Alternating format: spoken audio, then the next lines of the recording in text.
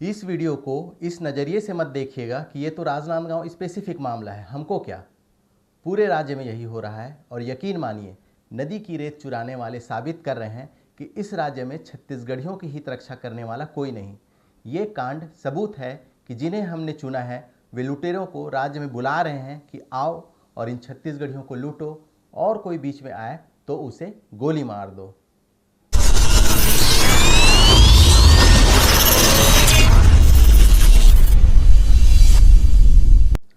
नमस्कार, जय जोहार। बीता तकरीबन एक हफ्ता मेरे लिए बहुत व्यस्तता का रहा। निजी कार्यों की वजह से मुझे वीडियो बनाकर आपके सामने आपके हक के मुद्दे को उठाने का समय नहीं मिल पाया। फिर फ़ोन आने लगे, पूछा गया क्यों, क्या हुआ, वीडियो क्यों नहीं बना है। इससे मुझे पता चला कि आपको मुझसे लगाव है, मुझसे उम्मीदें हैं, इसलिए सराहना और शिकायत दोनों हुई। वरना महीने 2 महीने पुराने यूट्यूबर को कौन ऐसे फ़ोन करके वीडियो न बनाने का कारण पूछता है। अब आते हैं आज के मुद्दे पर। आपने सुना होगा राजनांदगांव के मोहड़ वार्ड में शिवनाथ नदी से रेत निकालने के विवाद में गोली चल गई। नहीं सुना होगा तो जान ले कि यह मामूली बात नहीं है। यह मामला खुला तो राजनांदगांव से है, लेकिन इसकी जड़ें पूरे राज्य में पसरी है। आपको इस मामले के बारे में आ रही खबरों में दिलचस्पी लेनी चाहिए। ये केवल राजनांदगांव का मामला नहीं है, पूरे राज्य में यही चल रहा है। बेखौफ होकर नदी से धड़ाधड़ रेत निकाली जा रही है, वहां आसपास रहने वालों की जिंदगी की परवाह किए बिना। वैसे रेत के इस काले कारोबार से आपकी जेब पर भी असर आता है।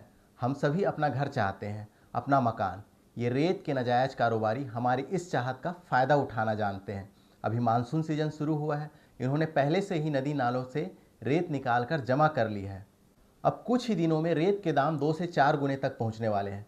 कायदे से प्रशासन को रेत के दामों पर भी नियंत्रण करना चाहिए।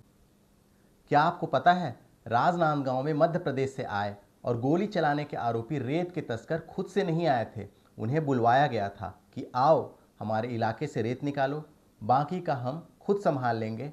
उनके लिए राजनांदगांव में बाकायदा एक सेफ जोन तैयार किया गया ताकि वे बहुत आसानी से अपना काम, अवैध काम कर सकें और पुलिस और प्रशासन की तरफ से उन्हें दिक्कत ना हो। आप ही सोचिए, राजनांदगांव के एक वार्ड के पास नदी से अवैध रेत निकासी का हौसला मध्य प्रदेश, और जैसा कि पुलिस को शक है अन्य राज्यों के भी रेत तस्करों को कैसे पता चल गया। उन्हें राज्य या राजनांदगांव के किसी नेता या नेताओं के संबंध रखने वाले आदमी ने भरोसा दिया होगा कि आओ यहाँ से रेत निकालो, पुलिस प्रशासन हम सब देख लेंगे।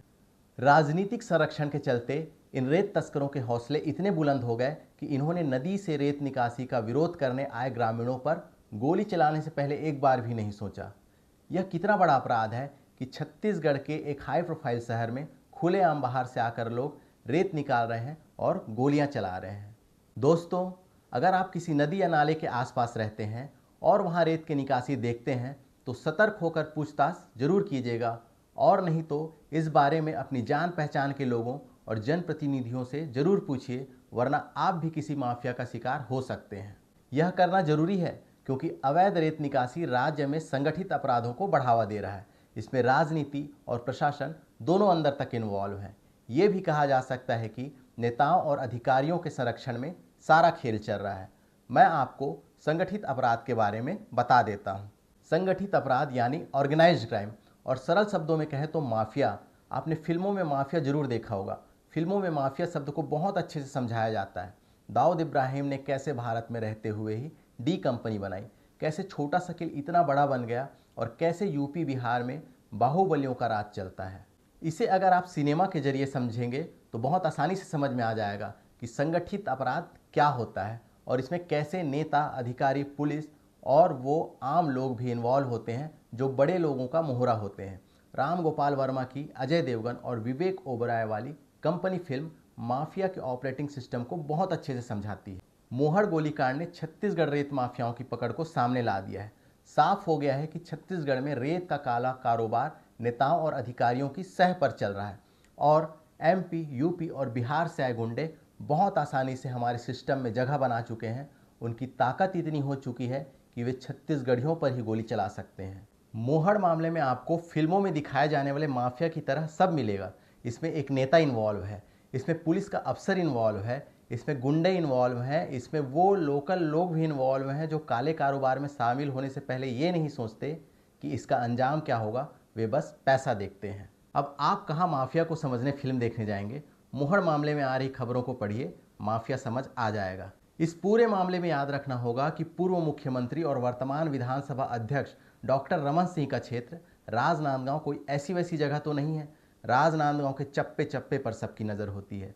राजनांदगांव डॉक्टर रमन सिंह से पहले भी छत्तीसगढ़ की राजनीति का अहम केंद्र रहा है। इस गोलीकांड का क्रम कुछ ऐसा है। 11 जून को यह घटना हुई थी, 12 जून को एफआईआर हुई, मोहड़ के पार्षद संजय रजक और जेसीबी ऑपरेटर भगवती निषाद गिरफ्तार किए गए। 2 दिन बाद 14 जून को जेसीबी के मालिक अभिनव तिवारी उर्फ चीनू महाराज का नाम सामने आता है। अखिल भारतीय विद्यार्थी परिषद के नेता संजय सिंह और सोमनी थाने के टीआई सत्यनारायण देवांगन का ऑडियो वायरल होता है। टीआई सस्पेंड कर दिए जाते हैं। शुरुआत में छत्तीसगढ़ियों पर यानी लोकल्स पर ही कार्रवाई हो रही थी। ये वो लोग हैं जो लोकल होकर बाहरी बदमाशों की मदद कर रहे थे। आप ये भी कह सकते हैं कि इनके बूते ही रेत तस्करों के लिए सब करना आसान हो गया। लेकिन 15 जून को गोली चलाने के आरोपी अतुल तोमर को भी गिरफ्तार कर लिया जाता है। यह बाहर का आदमी है, मध्य प्रदेश का आदमी था। इसके बाद सीधे 20 जून को पुलिस 3 आरोपियों जितेंद्र सिंह, अमन सिंह और अमोल सिंह तोमर को गिरफ्तार करती है। ये सभी भी मुख्य आरोपियों में हैं। तीनों को ग्वालियर से गिरफ्तार किया जाता है। इनमें जितेंद्र और अमन सिंह ग्वालियर के रहने वाले हैं, जबकि अभय सिंह तोमर भिंड जिले का रहने वाला है। इस मामले में पुलिस एमपी के साथ ही महाराष्ट्र और उत्तर प्रदेश तक में तलाशी कर रही है, क्योंकि अभी और भी लोगों के नाम सामने आने बाकी हैं, जैसा कि मीडिया रिपोर्ट्स में बताया जा रहा है। अब आगे की बात आपको बड़ी दिलचस्प लगेगी। मोहड़ में ग्रामीणों पर गोली चलाने का आरोपी अतुल तोमर इस कांड के 2 महीने पहले से बड़े आराम से राजनांदगांव में रहकर ही सारा कामकाज चला रहा था। वो अकेला नहीं था, उसके लोग भी उसके साथ ही रह रहे थे। मतलब गुंडागर्दी करने और दबंगाई करने के लिए लोग भी उसने राजनांदगांव में जमा कर लिए थे। जब वो गिरफ्तार हुआ, उसके पास से पिस्टल या कट्टा बरामद नहीं हुआ था, लेकिन ग्वालियर में गिरफ्तार हुए अतुल के कथित भाई अमोल सिंह के पास से देसी कट्टा बरामद हुआ। अब पता नहीं ये वही कट्टा है जिससे गोली चली या नहीं। आश्चर्य तो इस बात का है कि अतुल का भाई अमोल वो कट्टा क्यों रखे हुए था जिससे कथित तौर पर मोहड़ वार्ड में गोली चली। आरोपियों में मीडिया के अनुसार ही एबीवीपी के जिला संगठन प्रभारी संजय सिंह मास्टरमाइंड है। कहा यह भी जा रहा है कि संजय सिंह को उसके राजनीतिक ओहदे के चलते ही रियायत मिली। उसकी गिरफ्तारी नहीं होने पर मीडिया पुलिस पर सवाल खड़े कर रहा है। कांग्रेस की पूरी कोशिश है कि संजय सिंह गिरफ्तार हो, इसलिए पीसीसी अध्यक्ष दीपक बैस तक इस प्रकरण में सामने से आकर सक्रिय हैं। कांग्रेस के अंदर यह भी बात उठ रही है कि भूपेश बघेल, टीएस सिंहदेव और चरणदास महंत जैसे नेताओं को राजनांदगांव आकर धरना प्रदर्शन कर कांग्रेस के विरोध को धार देनी चाहिए। बड़े नेताओं का इस तरह मुंह मोड़े रहना भी शंका पैदा करता है। दूसरी ओर कहा तो ये भी जा रहा है कि प्रदेश संगठन में बैठे मध्य प्रदेश के एक बड़े नेता ने मध्य प्रदेश के नेताओं को छत्तीसगढ़ संगठन में पद दिलाकर रेत के अवैध उत्खनन का एक रसूखदार रैकेट बनाया है। यह शराब ठेकेदारों के सिंडिकेट जैसा है। मैं आपको कोई नई बात नहीं बता रहा, लेकिन क्या आपने इस पूरे मामले को इस तरह से देखा है? गांव छत्तीसगढ़ का, नदी छत्तीसगढ़ की, इलाका पूरा का पूरा छत्तीसगढ़ का, और यहाँ बाहर से लोग आते हैं, गोली चलाते हैं, मानो ऐलान करते हैं कि हम बाहर से आएंगे और तुम्हारा सब लूट ले जाएंगे। कोई बीच में आया तो उसे गोली मार देंगे। अगर आप छत्तीसगढ़ से हैं तो इस एंगल से सोचिए कि राज्य तो हमारा है, लेकिन कोई बाहर से आकर दूसरे राज्य का आदमी यहाँ आकर आपकी छाती पर बंदूक तान कर कुछ भी कर सकता है, क्योंकि हमारे ही नेता उन्हें प्रश्रय दे रहे हैं, उनके रहने खाने और वाहन आदि उपलब्ध कराने का इंतजाम कर रहे हैं। यह सब क्यों हो रहा है? क्या छत्तीसगढ़ का कोई आदमी, कोई ठेकेदार, कोई सप्लायर किसी दूसरे राज्य में जाकर यह कर सकता है? और क्या उस राज्य में उसे यह सब करने दिया जाएगा? आप बहुत ही भोले हैं अगर ये मान लें कि क्या भारत में एक राज्य का आदमी दूसरे राज्य में जाकर काम नहीं कर सकता। काम करने और गुंडागर्दी कर लोकल लोगों को गोली मारने में अंतर है। जमीन की सच्चाई यह है कि छत्तीसगढ़ में बहुत आसानी से किया जा सकता है, लेकिन दूसरे राज्यों में रेत ठेकेदारी जैसे काम में पांव धरना भी मुश्किल है। हमारे राज्य में यहाँ की प्राकृतिक संपदा लूटने आने वाले यह भी जानते हैं कि सरकार चाहे भाजपा की हो या कांग्रेस की, सपोर्ट हमको पूरा मिलेगा। यह सच है, इसे बार बार बताने की ज़रूरत नहीं।